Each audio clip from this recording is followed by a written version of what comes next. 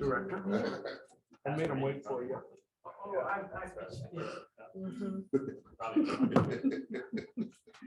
They wanted to go forward. I said, we gotta wait. We're good. Director Orzali, you don't have a mute button. All of the mics are live once Art hits record. Thank you. You're welcome.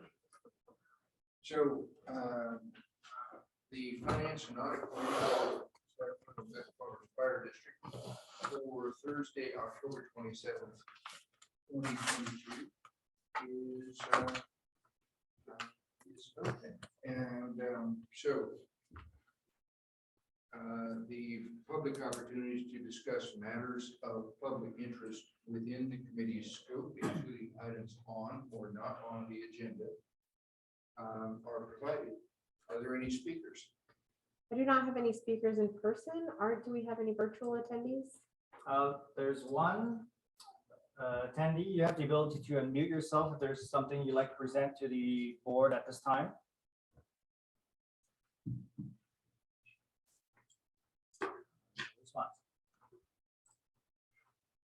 Seeing there are no speakers, we'll move on to the consent items. So the first item on the consent agenda are the action summary minutes. Do I have a motion? I so move. And I second We have a the motion consent and a calendar. second. Will the clerk please call the roll? Yes, Director Clark Aye.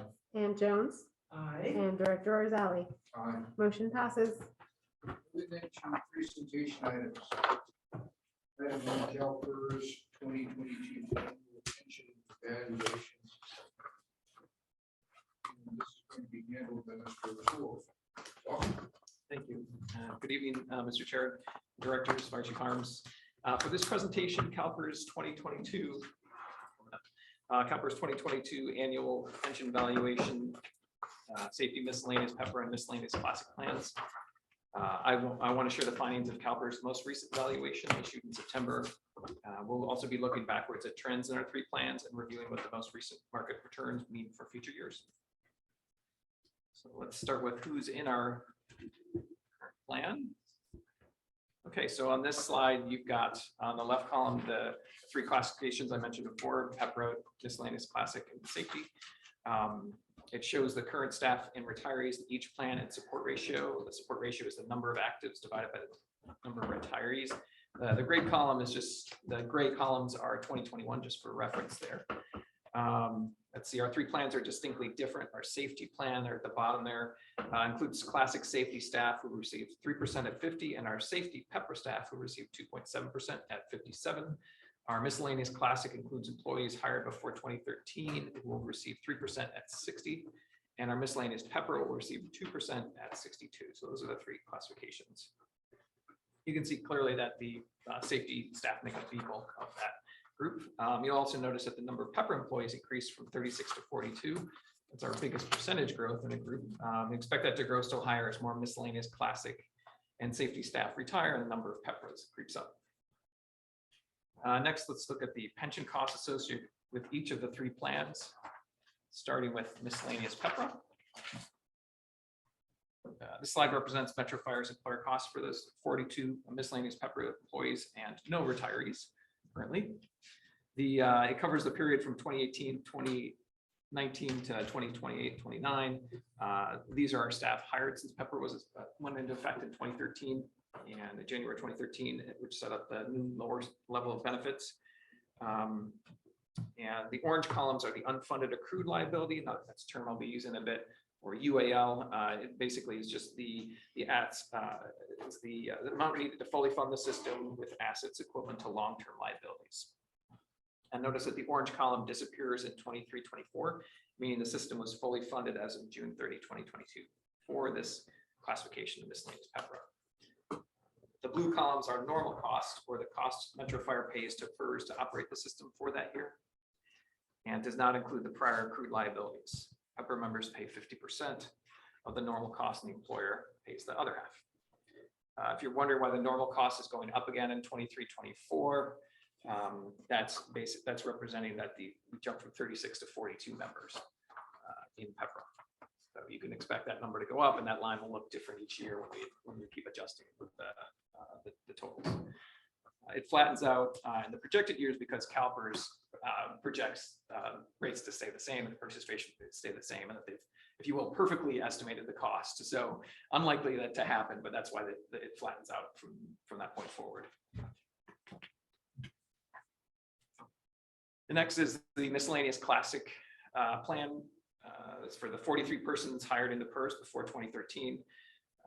The blue bars, again, is the employer's normal cost, the cost to fund the program in that year specified. Orange bars, again, the unfunded liability. You can see how it grew through 22-23 and then begins to taper off, for the most part, reflecting the impressive market returns that PERS enjoyed last year, which influenced the UAL going forward. The gray vertical bar represents the combined orange and blue. The gray columns for 23-24 and after PERS UAL projections, plus a stable employer normal cost. So that's the that's assuming the combined cost and that PERS and what PERS is estimated going forward. Jumping to safety plan. So this is the again where the bulk of our employees are. Notice that the blue column or normal cost grows relatively slowly over that time. The orange column, again, is the UAL, and it's a little more erratic, kind of crept up into 22-23 and then starts to come down for a time through the 5-year projection. Combined normal cost in UAL, again, the gray column, has risen from about 34 million in 2018-19 to 51 million for 23-24, and then again, sort of gradually dips down. This next slide is the funded ratios for the district retirement plans. So you can see that miscellaneous PEP are 105.1% funded, which is essentially overfunded. We shouldn't get too excited about that or enthusiastic about that because there will be a change I'll talk about in a moment. Miscellaneous classic went from 73 to 83% in 1 year. Safety went from 63 to 72% funded in 1 year. So really, those market returns helped a lot. And let's see, as noted, the funded ratio for the entire plan, all participants, is 80.7%. All participants in the plan, including the Metro Fire Force. And considering these ratios, just a little bit of background, it's kind of helpful to discuss some of the factors that CalPERS considers when coming up with these ratios and plans for contributions. Amortization policies and assumptions, actuarial cost assumptions, economic ones, demographic assumptions, employee contribution rates, of course, employer contribution rates, investment returns, intergenerational equity, benefit security, and volatility assumptions. All that rolls in for them to come up with their contribution rates and the long-term funded rates. Let's see. The next slide. Here's the amortization schedule and alternatives. So safety doesn't appear here because they're fully funded. There is no amortization schedule for this year. Miscellaneous classic, they're currently putting us miscellaneous classic at a 15-year schedule. Last year it was at 22. Safety's on a 22-year schedule. Last year was 23. So again, those great market returns really help drive down the UAL. The better funded plans, again, like PEPRA, are not there anymore. Next slide. So just some now we're turning to kind of like you've certainly heard that the discount rate changed from 7 to 6.8% in November last year. So that's after we got our valuation for last year in September, and then they changed the rates in November. And then of course you heard in July, CalPERS came out with their reported rate of return. But let me just take it with the first bullet. In November of last year, the CalPERS reduced the rate of return from 7 to 6.8% and adopted new actuarial assumptions that increased the plan's projected costs. So when I talked about demographic and economic issues and retirement rates, when all that got factored in, they increased the cost of plans a little bit at the same time, which I'll cover in a moment more specifically. And then there's that return on June 30th of 2022 that was reported. So instead of hitting the 6.8% target, they went negative 6.1. So that's a 12.9% swing below target. With that, the funded ratios are expected to decline. Calculation for all plans in 2022 is 72%. That's the 8.7% decline from what I mentioned earlier.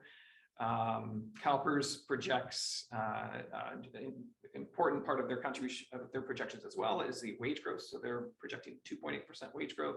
So to the extent that we go higher than that, and that will affect our contributions to a degree too. It's one factor of several that goes into our rates.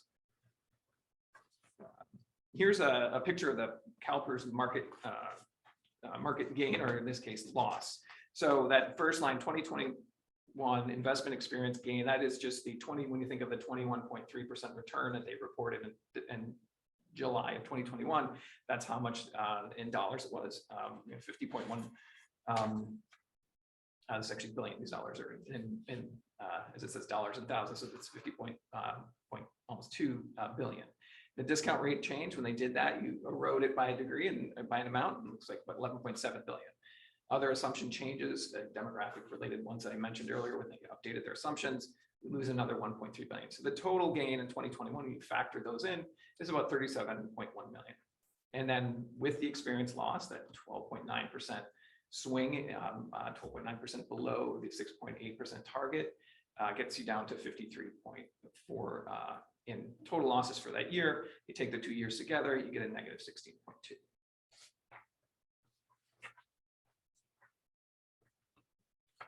This is a sort of historical, this is a historical presentation of investment returns for PERS. So this is for the entire plan again. It goes from 2002 all the way to 2021. I don't have 2022 featured here because CalPERS hasn't incorporated that into this slide, and they'll report that next year. But you can see over this 20-year period, there were three times where it was negative, went negative. Interestingly, that 2002 figure is negative 6.1, which is the exact figure we expect to see next year when they add the next column to this chart.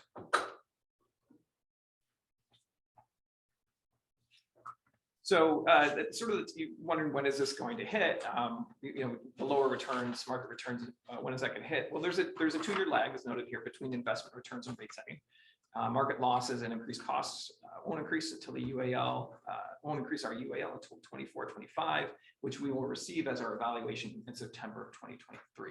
So local governments have this benefit where there's a long lead time before you feel the pain or realize the gain. As we heard last year when we were talking about a 21.3 windfall, I think everyone would want to be able to recognize that right away. But the way that's structured for local agencies in PERS is there's this 2-year lag. Let's see, CalPERS always mentions their agencies, their local agencies and state agencies, they're encouraged to consider extra payments to lower the UAL through an additional discretionary payment, for example, or adopting a more aggressive amortization schedule. This is a presentation item only, and my recommendation is to receive and file. I think any questions yet? Mr. Chair, I have a quick question. Yes. Quick, could you go back to that previous slide, Mr. O'Toole, please?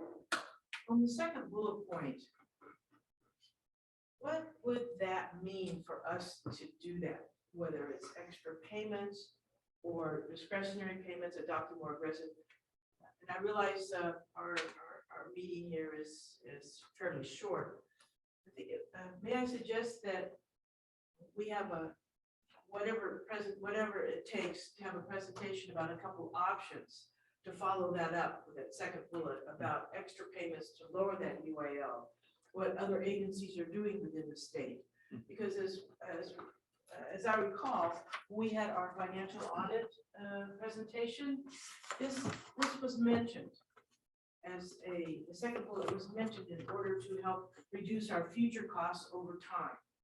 And I think it would be very, very beneficial for this committee as well as the full board to have an overview, substantive enough so we see some numbers in front of us and we can start thinking about it. But it doesn't have to be 2-inch thick report. If my fellow directors have a consensus. Concur. Do those options exist? There are strategies that be a benefit. It's paying down debt, so I think it does have an advantage. just for reference, when I did this presentation a year ago, we had someone from PERS come in and he presented in more detail these options. And he was essentially advocating for, if you will, for more contributions, which, CalPERS, this person was from CalPERS, and they obviously had a personal, professional interest in that. That would be an option, but if you're looking for, but of course, we could do something more in-house and use that information too. It's really whichever you'd like to see. Well, I've seen your presentation, the gentleman from PERS, and what was it, our audit presentation, financial. Anyway, the point is 3 times now, we've been hearing about this option, a form of this option. And I think it's important as a district that we try to take a little futuristic look, not just 12 months out, but maybe 12 years or 20 years, and see what it would take to help reduce those costs long-term. Not saying I'm an advocate for it, I just want to see the information and see what it would take. We need to think about tomorrow, we need to think about 20 years from now as well.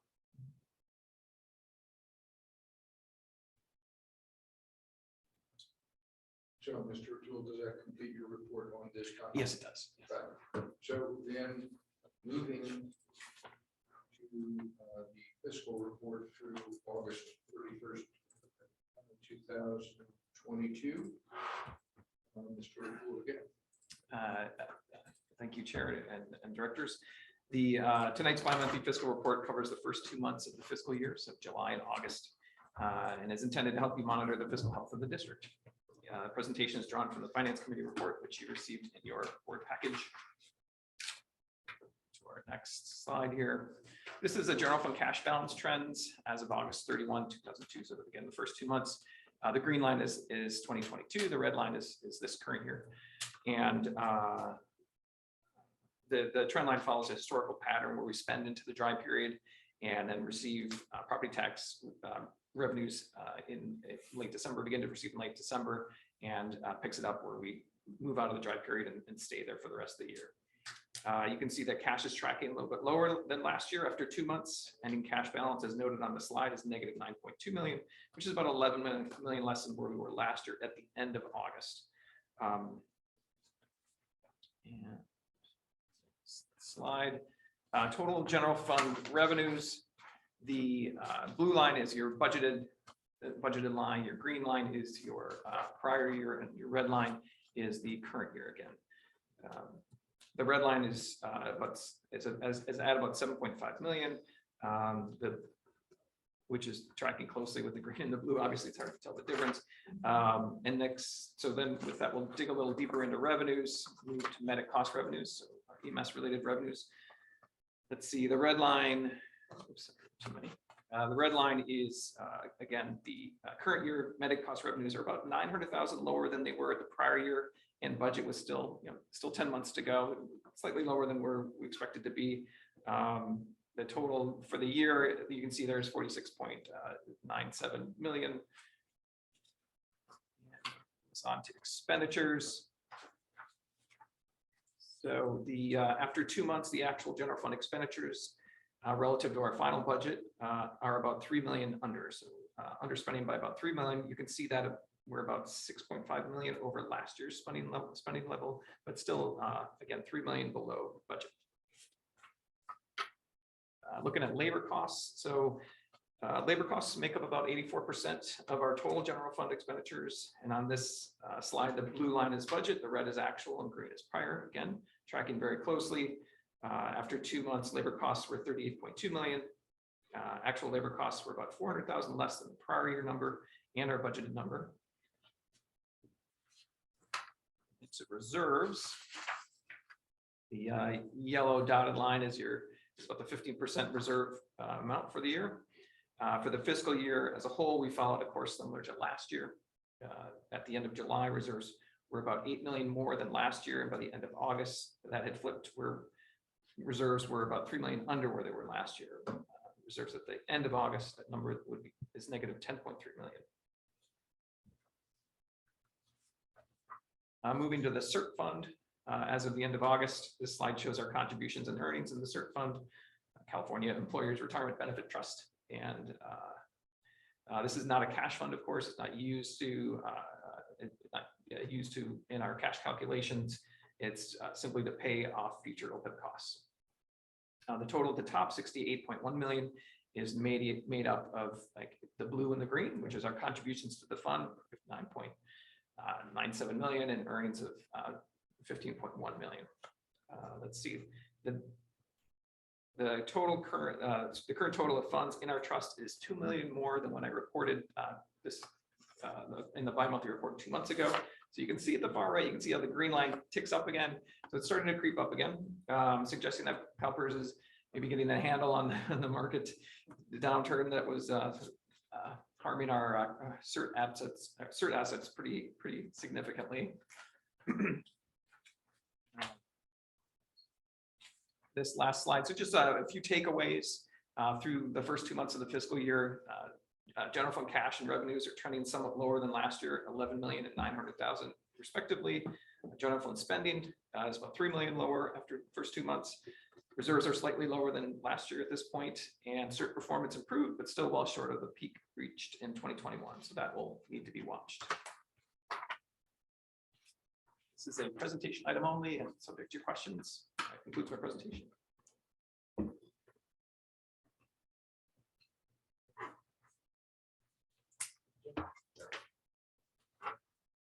Thank you so much. Thank you.